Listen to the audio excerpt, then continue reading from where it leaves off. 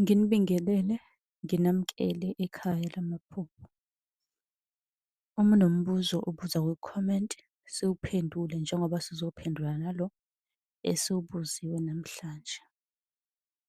Kanti uyakwazi ukusibhalela ku-TikTok, usicele inombolo ka-WhatsApp la uzosibuza khona njalo ekuseni uma kukhona umbuzo onawo. Esibuzwe wona-ke umbuzo namuhla, sibuzwe ngesithunywa.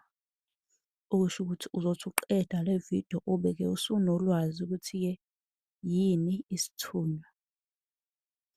Ake siqale nje singalokhu simosha isikhathi. Isithunywa ngethemba ukuthi u-subscribe-ile ngoba angikwazi ukuqhubeka unga-subscribe-ile ungasherile ilinki. Isithunywa ngumuntu ophila emzimbeni wamoya. Wonke umuntu owafa akholwa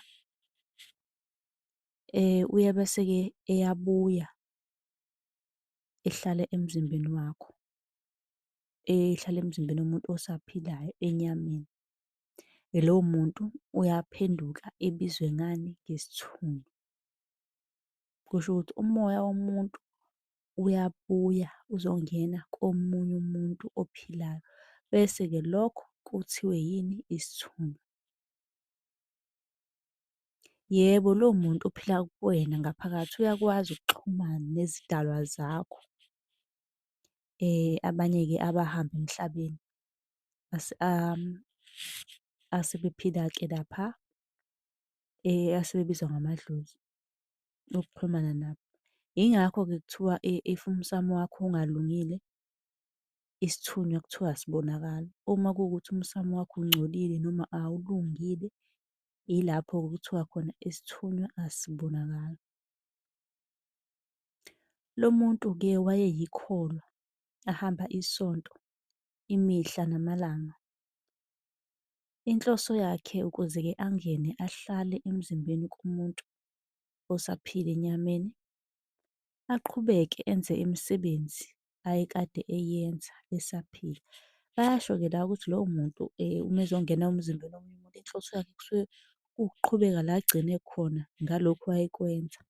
Uma kuwukuthi wawumuntu owenza okubi, uzoqhubeka wenze okubi, okuhle uzoqhubeka wenze okuhle njalo. Uyabo? Konke lokhu ayekwenza uzoqhubeka esekwenza kulo umzimba omusha womunye umuntu osaphila. Noma-ke esadlula emhlabeni, koda-ke usafuna ukuqhubeka ukuthi esebenze elwe nemimoya.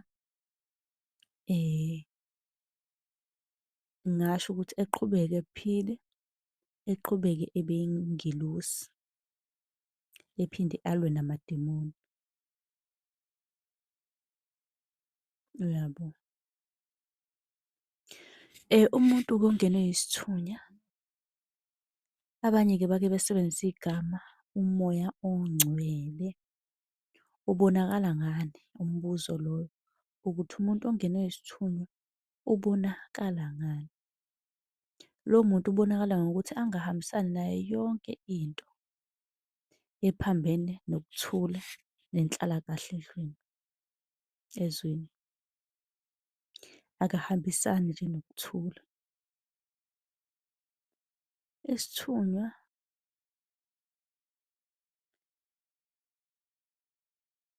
asiwahlamuki amadlozi njengoba izimfundiso zamanye amabandla zisho njalo. Labo bafundisi abahlukanisa umoya ongcwele nezidalwa bahlushwa ukungazi noma ngithi ukungabi nalo ulwazi. Bathengisa iqiniso.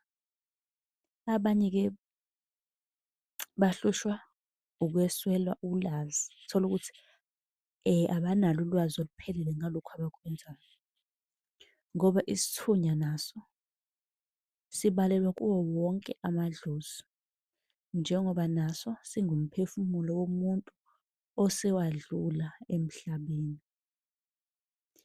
Zikhona-ke nezinye iy'thunywa emimoya kodwa ezingesiwo umphefumulo womuntu owashona. Kodwa-ke nazo ziyangena emabandleni. Ngiyathemba ukuthi lo osibuzile uyitholile impendulo ephelele ukuthi yini isithunywa. Sibe sesimcingela-ke la, sambukela phansi, samchazela kabanzi. Uma kuwukuthi khona la ufisa ukubuza khona noma ungazwanga khona buza, sikwenzele eyakho ividiyo ucacisele-ke nawe lokhu ofuna ukukwazi.